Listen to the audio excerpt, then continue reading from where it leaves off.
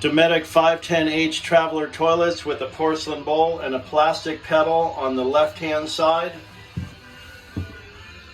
That specific pedal, there's different models that have different pedals. This is a very specific pedal on the left-hand side, plastic bottom, porcelain bowl.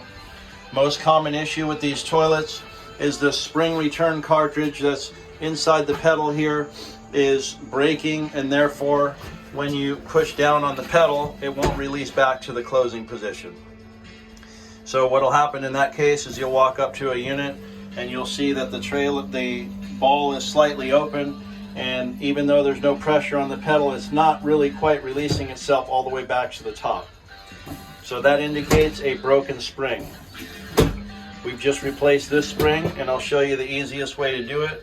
This is specifically for that one instance. It's not for a leaky valve or a valve replacement.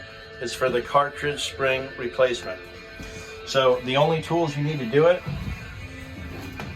is a small combination socket set, a 4-in-1 screwdriver, some alcohol to disinfect the area you're working in, and some faucet grease.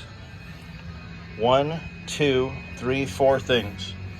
I would suggest a rag as well, so that's 5 things. When you get to the toilet, you pop off the little cover, and this is what you do. Remove this one screw, remove this screw. Don't even take these hoses off. Just remove these 2 screws. This is the water valve. The water valve will fall out of the way. You move the water valve out of the way. Then there's one more screw that's a Phillips head screwdriver. And that is this return spring valve right here. This is not a white one, this is a black one, notice. There's also a 510 Dometic toilet. If you're holding a white one in your hand and the toilet that you have has a black one, forget what you're doing, it's not going to work, even though it looks almost exactly the same. For this particular toilet with this pedal, it has to be the black top on this spring return. You can see what's happened on this one. If you look at the spring, it's broken right there. And so what's happened is it's very weak now. So once you get this valve, these 2 screws out of the way, just swing it out of the way, leave the water connected. It's not going to run any water on you, because this is to depress the button here, which actually pushes the valve open, as you can see. All you're going to do is remove the whole thing, let it hang out of the way, and then right inside you're going to see this sitting in that position just like that. So you have one Phillips screw, you remove the Phillips screw, you take your new spring return cartridge and just put some faucet grease on it. You can see there's some some residue on here from before. Pay attention to the exact position that this other one's coming out on, and you put this one right back in place. Put the Phillips screw back in place. Don't over tighten it and crack the inside, just get it nice and snug.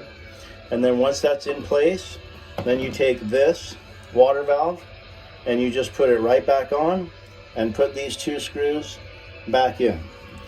These 2 black screws actually go into these holes right here, 1 and 2. So 1 and 2, these 2 holes are what these 2 screws screw into.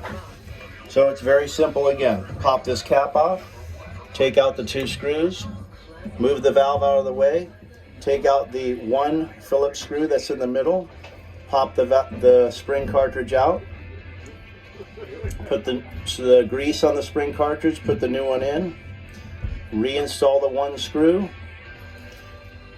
put this valve back in place, reinstall these 2 screws. Once you test it, make sure that everything's working properly, which it is. When you pull the pedal up, it will also depress, and you can flush again. Once that's all good and set, you know you don't have any leaks. This little groove right here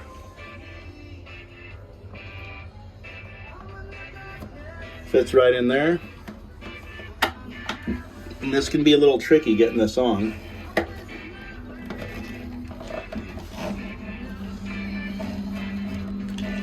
trying to hold the phone while I'm doing it.